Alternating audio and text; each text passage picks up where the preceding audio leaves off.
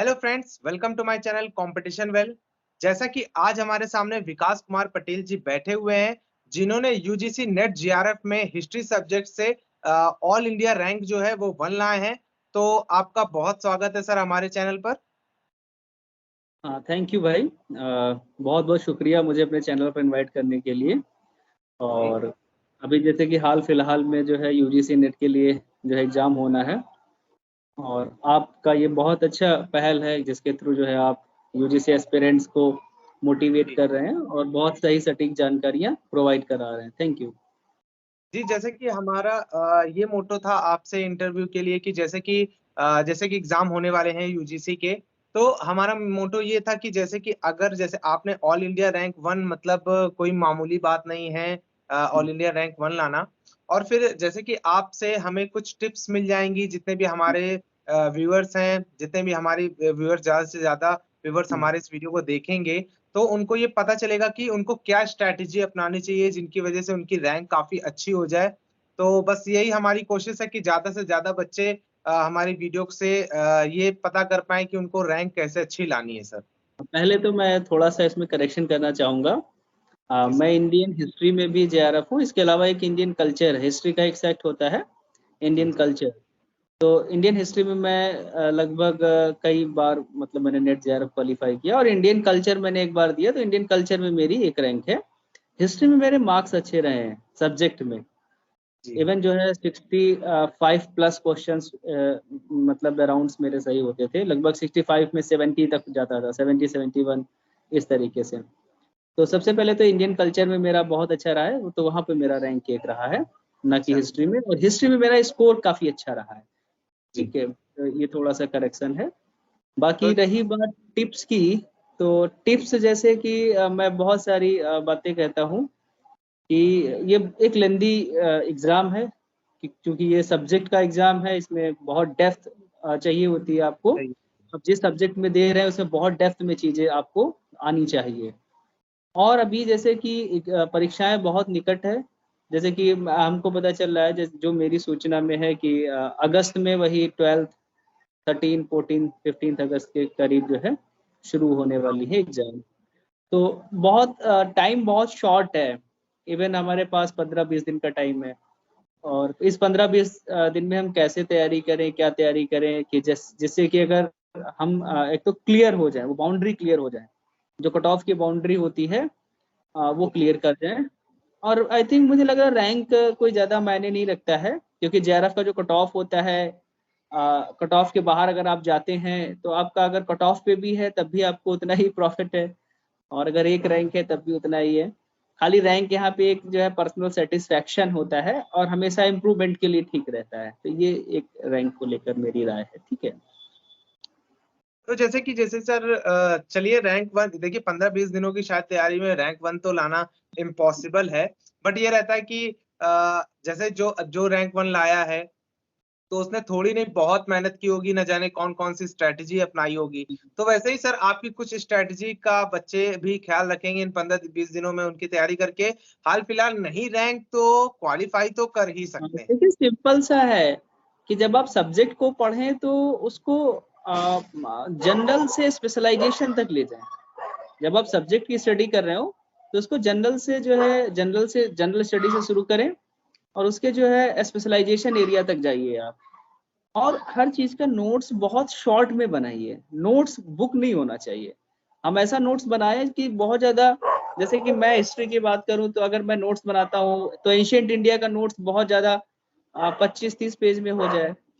Medieval का ऐसे ही ये 10-12 पेज में हो जाए। मॉडर्न का ऐसे ही ये 10-12 पेज में हो जाए। तो नोट्स जब आपका बहुत शॉर्ट होता है तो हम कई बार रिवीजन लेते हैं नोट्स को, और नोट्स में हमेशा एक चीज़ ध्यान रखिए कि नोट्स में वो चीज़ें लिखिए जो आप बार-बार भूल जाते हैं। हमें वो चीज़ें नहीं लिखनी है जो हमें याद हैं, या हमें डायनेस्टी का कोई क्रोनोलॉजी याद है तो हम उसको लिख रहे हैं, वो हमारे लिए एक मतलब फालतू का काम है। हम जिन चीज़ों को भूलते हैं बहुत ज़्यादा, या हमें जो हम जिनको रिकॉल नहीं कर पा रहे हैं, सिर्फ़ उन्हीं को लिखें। 15 दिन के अंदर अगर मैं कहूँ तो पहली बात तो 15 दिन की स्ट्रैटेजी में यही है कि सबसे पहले कुछ भी नया ना पढ़ें अब। आप कुछ भी बिल्कुल नया पढ़ने की कोशिश ना करें, पहली चीज़। दूसरा चीज़ ये है कि आपके पास जो है पुराना ओल्ड क्वेश्चन पेपर होना चाहिए, और उसमें जब आप क्वेश्चंस को सॉल्व करें तो ये देखें कि पैटर्न कैसे बदल रहा है। हर बार का पैटर्न बहुत बदलता है, क्वेश्चंस बहुत वेरिएशन में आ रहे हैं। पहले हम देखते हैं कि अगर हम 14 उसकी बात करें, अगर हम बात करें कि सन 2014 में कैसे आए, 15 में कैसे आया, 16 में कैसे आया, तो अगर इस तरीके से बात करें तो उसमें हमको बहुत वेरिएशन दिखाई देता है क्वेश्चंस में। तो उस वेरिएशन को समझें और देखें कि कैसे वो डेप्थ में जा रहा है, जो एग्जामिनर है कैसे डेप्थ में घुस रहा है, और उस वेरिएशन के हिसाब से आप स्टडी करें, पहली बात।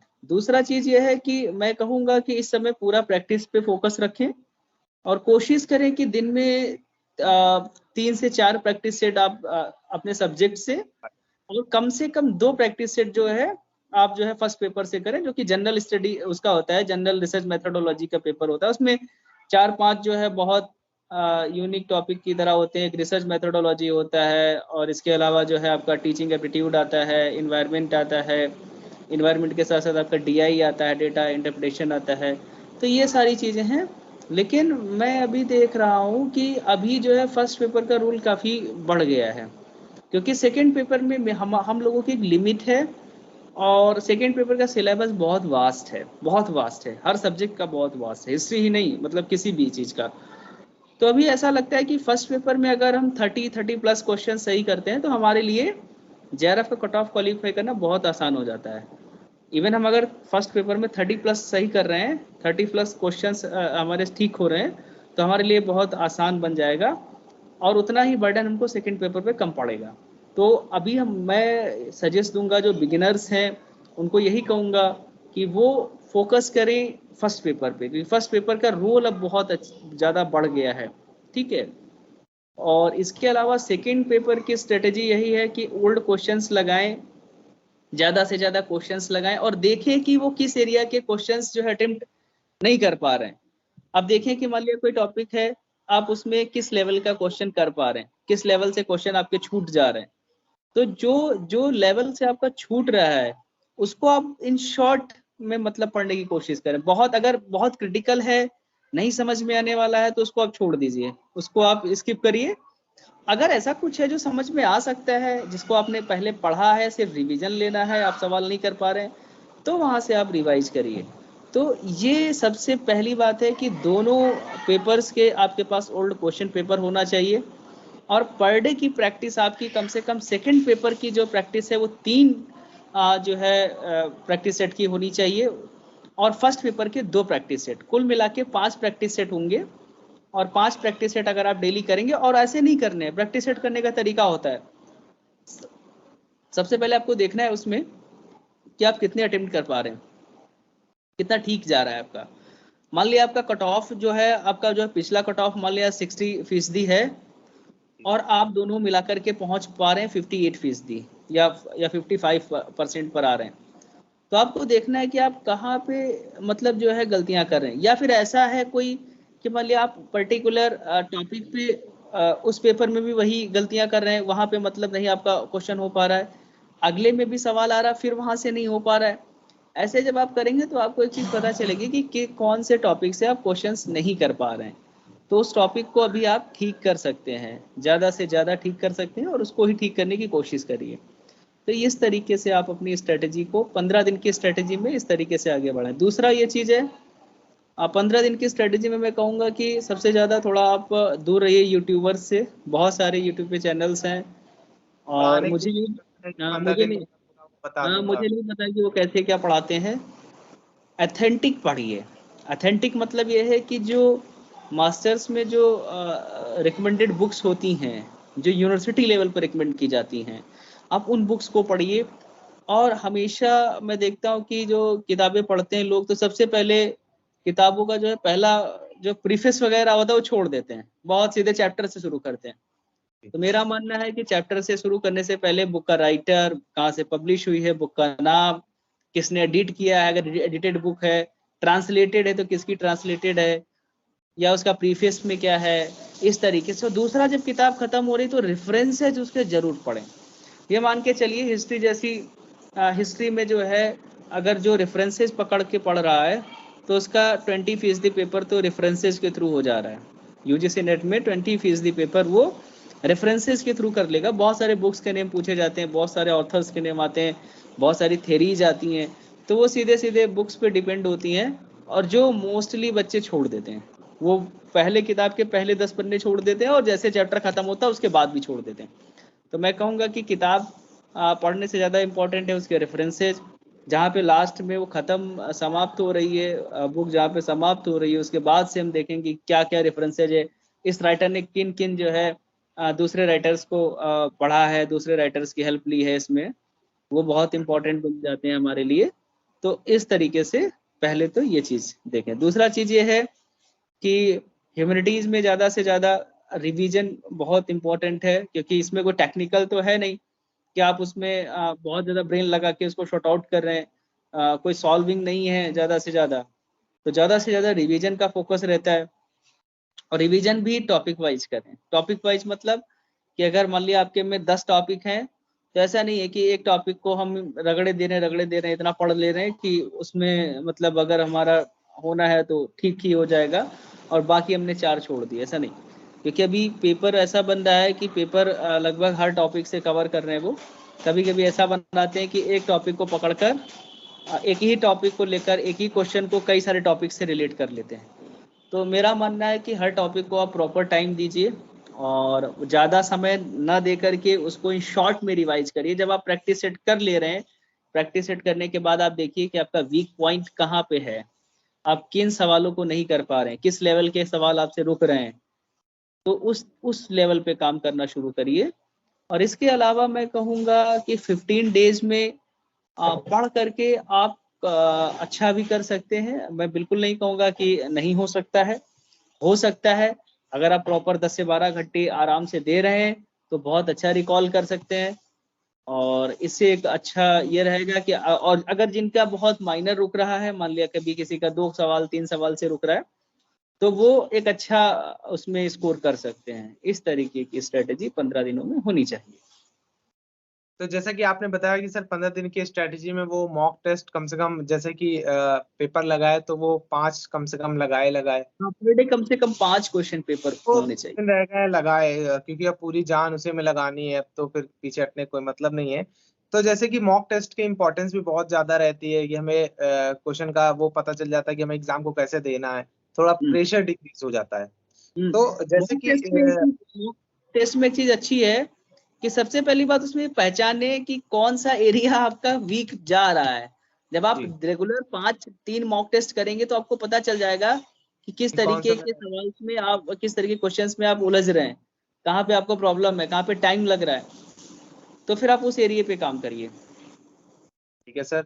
तो जैसे कि मतलब अगर हम वैसे भी 5 सेट दिन में लगाने हैं, तो 5 सेट में पहले दूसरे तीसरे सेट तक मतलब हमें लगता है कि एक ही 2 दिन में आपको पता चल जाना है कि आप किस जगह फंस रहे हो, किस टॉपिक में आपको पहले प्रॉब्लम आ। पहले अगर 3 सेट आप सब्जेक्ट में लगाएंगे तो पहले ही पता चल जाएगा कि आपका कौन सा एरिया बहुत वीक है। ठीक है, तो आप उसमें टाइम दे सकते हैं और इतना गैप है तो इसमें आप उसको मजबूत कर सकते हैं। और कोई जैसे कि कोई नया टॉपिक ना उठाएं, अगर वो ज्यादा बिल्कुल। अगर टफ है तो अगर अगर बहुत ऐसा टॉपिक है कि जैसे कि बहुत, जैसे मैं हिस्ट्री की बात करूं, बहुत सारे लड़के जो है डेक्कन जब पढ़ते हैं, डेक्कन की हिस्ट्री पढ़ते हैं, तो चोल पांड्य जो है, इसके अलावा चालुक्य बिल्कुल नहीं पढ़ा है किसी ने, अब उसको नया शुरू कर रहा है तो उसको समझ में नहीं आना है। सीधी सी बात। तो मैं कहता हूँ कि अगर बहुत ज्यादा पीछे है तो उसको स्किप करके, इससे बेहतर है कि वो अपना फर्स्ट पेपर पे फोकस कर ले। जहाँ अगर वो 5-6 सवाल इधर कर सकता है तो वो उधर बढ़ा सकता है, अगर इधर उसको स्किप करना है तो वो उधर 5-6 और जो है ऐड कर सकता है अच्छा कर करके। या फिर दूसरा यही है कि अगर मान लिया कि डेक्कन की हिस्ट्री में बहुत ज़्यादा समझ में नहीं आ रहा, बहुत टाइटल्स हैं, बहुत बैटल्स हैं, बहुत उलझा हुआ हिस्ट्री है उसका थोड़ा सा, तो उसकी जगह वो जो है एंशियंट को प्रॉपर फोकस कर सकता है कि एंशियंट में मेरा कोई सवाल नहीं गलत होना चाहिए, इस टॉपिक से नहीं गलत होना चाहिए। तो इस तरीके से वो उन सवालों पे फोकस करे जो ज्यादा मतलब ऐसे हो कि जहां से ऐसा लगे कि उसने पहले उसको पढ़ा हुआ है। बिल्कुल नया पढ़ने की कोशिश मत करें, क्योंकि बिल्कुल नया पढ़ने से एक बार में वो चीजें आपको आती नहीं है और इससे टाइम बहुत जाता है। तो आई थिंक मुझे लग रहा है 15 दिन की स्ट्रेटेजी में कुछ भी नया मत करें, जो पुराना है रेगुलर करें, प्रैक्टिस सेट रेगुलर बनाए रखें। मैंने बोला 5 तो 5, अगर आप 5 से ज्यादा कर सकते हैं, 6 कर सकते हैं तो बहुत अच्छा है। बेटर है। तो सर बहुत थैंक यू, आपने जो इतना समय हमारे व्यूअर्स के लिए दिया, उनको स्ट्रेटजी बताई, तो आई होप उनको फायदा ही होगा इस स्ट्रेटजी से। मैं फिर एक बात कहूंगा कि अभी फर्स्ट पेपर का रोल बहुत बढ़ गया है, क्योंकि मैंने भी जब दिया तब भी फर्स्ट पेपर का रोल बहुत ज्यादा था। मेरे से पहले मैंने 18 में पहली बार दिया, तो 18 से पहले 17 तक जो है सेकंड पेपर का वेटेज 125 क्वेश्चन हुआ करता था, 125 और 50 हुआ करता था। तो यहाँ पे सेकंड पेपर में जो है 25 क्वेश्चंस का वेटेज था हमारे पास, तो हम 25 में ठीक कर सकते थे। लेकिन अभी जो है 50 और 100 का वेटेज हो गया है। तो कहने का मतलब 25 क्वेश्चन जो है सब्जेक्ट से कम हुआ है। तो इसका मैं मानता हूँ इसका सब्जेक्ट वालों को थोड़ा सा नुकसान हुआ है, और इसकी जगह पे अगर आप फर्स्ट पेपर फोकस करते हैं तो आपको बहुत अच्छा मतलब रिस्पांस मिलने की कोशिश है। मेरा मानना है कि थोड़ा सा और अच्छा आप मार्क्स गेन करेंगे। सेकेंड पेपर एक लेंथी प्रोसेस है, तो वो एक कंटिन्यूअस प्रोसेस भी है। वो कंटिन्यूअस प्रोसेस है, वो 6 महीने का कंटिन्यूअस प्रोसेस है, जिसमें आप हर टॉपिक पे पढ़ते हैं, जनरल स्टडी से शुरू करते हैं, स्पेशलाइजेशन तक जाते हैं, और फिर आप देखते हैं कि कैसी चीजें हैं। उनका नोट्स प्रॉपर होना चाहिए। तो मैं कहूँगा सेकेंड पेपर का जो नोट्स आपके पास है उसी को रिवाइज करें, क्वेश्चंस ज्यादा से ज्यादा जो है सॉल्व करें, क्वेश्चन पेपर से सॉल्व करें। एनटीए की साइट पर अगर सॉल्व कर रहे हैं तो उसमें जरूर ध्यान दें कि एनटीए की साइट पे बहुत सारे सवालों के आंसर जो है ठीक नहीं दिए हुए हैं, बहुत गलत आंसर दिए हुए हैं। तो एनटीए की साइट से भी सॉल्व करने के बाद आप उन क्वेश्चंस को बुक्स में ढूंढें। अगर आपका कोई क्वेश्चन सॉल्व नहीं हो रहा तो आप उसको प्रॉपर बुक में सर्च करें, किताबों में सर्च करें कहाँ पर है ये, और सर्च करने के बाद आप देखेंगे कि इसके आसपास के 2-4 सवाल आपको और ठीक ठाक मिलेंगे। तो आई थिंक मुझे लग रहा है कि सिर्फ गूगल मत करें, गूगल करने से बहुत ज्यादा आपको जानकारियां नहीं मिलेंगी। और हमेशा एक चीज याद रखें कि पेपर 1-2 साल का जो है आसपास जो है घूमता है। अगर एक सवाल इंडस से आ रहा है, एक वैदिक से आ रहा है, हम देखें किस तरीके का सवाल आ रहा है, तो ऐसी पूरी संभावना है कि उसी के आसपास कुछ सिमिलर लगभग उसी से रिलेटेड रहेगा। बिल्कुल एग्जैक्ट नहीं तो बट उसके टॉपिक से रिलेटेड कोई ना कोई क्वेश्चन होगा। एग्जैक्ट तो कभी नहीं जाएगा, लेकिन ये रहेगा कि उसके आसपास मान लिया कभी कुछ और पूछा तो उसके सिमिलर हटा के थोड़ा सा कहीं से पूछ लिया। तो क्वेश्चंस को करने के बाद जो नहीं हो पा रहे हैं उनको ज्यादा से ज्यादा बुक्स में सर्च करें। टाइम जरूर लगेगा, लेकिन आप उससे बहुत अच्छा गेन कर सकते हैं ये सारी चीजें। और मैं कहूंगा कि अब जो नोट्स बनाएं, अब ऐसा नोट्स बनाएं बहुत ज्यादा लेंदी नहीं। जो क्वेश्चन आपको नहीं आ रहा, प्रैक्टिस सेट में किया आपने, नहीं आ रहा उसको आपने एक 1 लाइन में लिख लिया कि ये ऐसा है, ऐसा इसका आंसर है, बस 1 लाइन में। ऐसे ऐसे करके सवाल जो है करना शुरू करें। और आप जब एग्जाम देने से पहले जाएंगे तो अगर आप अभी से बनाना शुरू करेंगे तो आपके पास एक ऐसा बंच होगा सवालों का जो आपके सबसे फेवरेट सवाल होंगे, जिनको आप बार बार मतलब भूल रहे हैं या नहीं लिख पा रहे हैं। एकदम दिमाग में रहेंगे और आप वो। 2 दिन पहले उसको पढ़िए 1-2 बार। मेरा पूरा विश्वास है कि उसमें से कम 20% सवाल आपको मिलेंगे, और वो आपको जो है काफी हेल्प करेंगे। तो थैंक यू सर, आपने बहुत कीमती समय निकाल कर हमारे चैनल के लिए दिया सर। थैंक यू, शुक्रिया।